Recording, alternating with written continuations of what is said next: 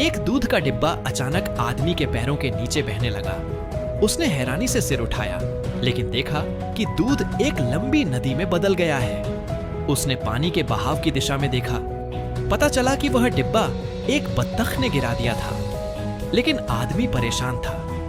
भले ही वह डिब्बा दूध से भरा हो, वह 50 मीटर से ज्यादा नहीं बह सकता था, और अब भी वह लगातार बह रहा था, जैसे कभी खत्म ही न होगा। सवालों से घिरा हुआ वह आदमी धीरे से डिब्बा उठाता है और ध्यान से सोचता है, लेकिन फिर भी उसे उसमें कुछ खास नजर नहीं आता। तो उसने दूध को एक खाली बाल्टी में डालना शुरू किया। जल्द ही बाल्टी भर गई। आदमी थोड़ा घबरा गया। ये दूध अब भी क्यों बह रहा है? क्या ये डिब्बा खुद दूध पैदा करता है?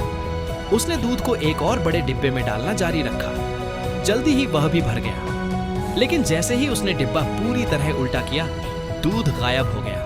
तभी आदमी को समझ आया कि जब तक डिब्बा झुका हुआ होता है, तब तक जादू चलता है। जैसे ही उसे पलटते हैं, जादू खत्म हो जाता है। उसने फिर से आधा डिब्बा भरा और परखा। सचमुच दूध अब भी नहीं बह रहा था। घर में फैले दूध को देख उसकी मुस्कान खिल गई। अब उसे समझ आ गया था कि ये एक अनमोल खजाना है। जल्द ही आदमी ने इस डिब्बे की मदद से अंतहीन दूध बेचना शुरू किया। एक मामूली दूध वाला अब इलाके का सबसे अमीर आदमी बन गया। लेकिन अचानक उसकी इस कामयाबी पर 2 चोरों की नजर पड़ गई। वो दोनों बारिश की रात चुपके से उसके घर में घुस गए और खजाने वाले डिब्बे को चुरा लिया। लेकिन जब वो भाग रहे थे, तभी उन्हें पकड़ लिया गया। भागते समय एक डिब्बा नदी में गिर गया। कुछ दिनों बाद वह बहते बहते एक बूढ़ी औरत के हाथ लग गया। उसने सोचा कि यह एक आम डिब्बा है और उसमें सूखा राशन भर लिया। पर हैरानी की बात यह हुई कि डिब्बे में राशन बढ़ता ही जा रहा था। तब बूढ़ी औरत ने उसमें पैसे डालकर देखा। कुछ ही सेकंड में पैसे भी बढ़ने लगे। इतने पैसे हो गए कि संभालना मुश्किल हो गया। डरी हुई बूढ़ी औरत ने किसी को कुछ बताए बिना 3 मीटर गहरा गड्ढा खोदा और उसमें डिब्बा छुपा दिया। फिर बैंक में आधा पैसा जमा कराया। लेकिन बैंक मैनेजर को शक हुआ। सारे नोट असली थे, लेकिन उन पर एक ही कोड था। उन्हें लगा कि बूढ़ी औरत ने नकली नोट बनाए हैं। उसे जेल भेज दिया गया। जेल में उसे नियमों की जानकारी न होने के कारण खूब मारा गया। सौभाग्य से 2 दयालु बहनों ने उसकी मदद की और संकट सुलझाया। बूढ़ी औरत ने धन्यवाद स्वरूप उन्हें खजाने वाले डिब्बे के बारे में बता दिया, और यहाँ तक कि उसका ठिकाना भी।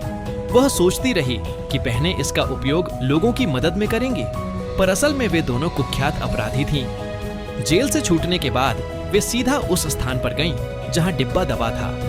लेकिन वहां उन्हें एक पागल गाय मिली। गाय बहुत खतरनाक थी। वह अब तक 100 लोगों को मार चुकी थी। कोई उसके पास जाने की हिम्मत नहीं करता। तभी जमीन का मालिक लौट आया। वो वही था जिसे उन्होंने पहले धोखा दिया था। उन्होंने भोली बनने की कोशिश की, लेकिन मालिक का सहायक उन्हें पहचान गया। 10 लोग इकट्ठा हुए और उन्हें घेर लिया। कोई रास्ता न देख वे भागने लगे। एक कार की खिड़की से कूद पड़ी और 3 लोगों को लात मारकर गिरा दिया। दोनों बहनों ने कार में घुसकर चाबी लगाई और फरार हो गई। वे खजाना नहीं ले पाईं, लेकिन एक नकली आदमी को दूध वाले के भेष में भेजा गया। उसने रात में चोरी छुपे खुदाई की, लेकिन उसे बस एक गोल पत्थर मिला। असली डिब्बा पास ही था। आखिरकार उन्होंने डिब्बा पा लिया, लेकिन तभी मालिक ने गोली चला दी। एक बहन ने दूसरी को बचाया। मालिक को अब यकीन हो गया कि डिब्बा कोई साधारण चीज नहीं है। उसने डिब्बे को जांचा, लेकिन उसे कुछ खास न दिखा। लेकिन उसे यकीन था कि वो औरतें फिर आएंगी। अगली सुबह वे पुलिस की वर्दी में लौट आई, लेकिन पुलिस प्रमुख वहीं बैठा था। वो घबरा गई। बहनों ने बहाना बनाया कि उनमें से एक मानसिक रोगी है और पुलिस प्रमुख की बहुत बड़ी प्रशंसक है। पुलिस प्रमुख यह सुनकर भावुक हो गया और उन्हें जाने दिया। लेकिन दोनों बहनों ने खजाने को पाने की ठान ली थी। उन्होंने एक खरगोश को साथ लिया और रात में फार्म में घुस गईं। मालिक गोली चलाता रहा, लेकिन उसके आदमी बहनों की बातों में आ गए और मालिक की बंदूक डिब्बे में गिरा दी। अब डिब्बा पिस्तौलें उगलने लगा। एक बहन निकालती और चलाती रही। मालिक को लगा उसकी बंदूक में केवल 2 गोलियां थीं, लेकिन वो बहन हर बार एक नई पिस्तौल निकाल लेती थी। आखिर सब लोग हार मान गए और उन्होंने कार में बैठकर भाग निकले। मालिक ने पीछा किया, लेकिन रास्ते में डिब्बा उल्टा हो गया। और उसका जादू खत्म हो गया। कार कीचड़ में फंस गई। बहनें डिब्बा लेकर भागीं, लेकिन मालिक ने फिर पकड़ लिया।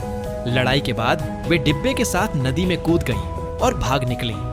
अब वे बहुत अमीर बन गईं और गरीबों की मदद करने लगी। अगर आपके पास ऐसा कोई खजाना होता तो आप उसमें क्या रखते?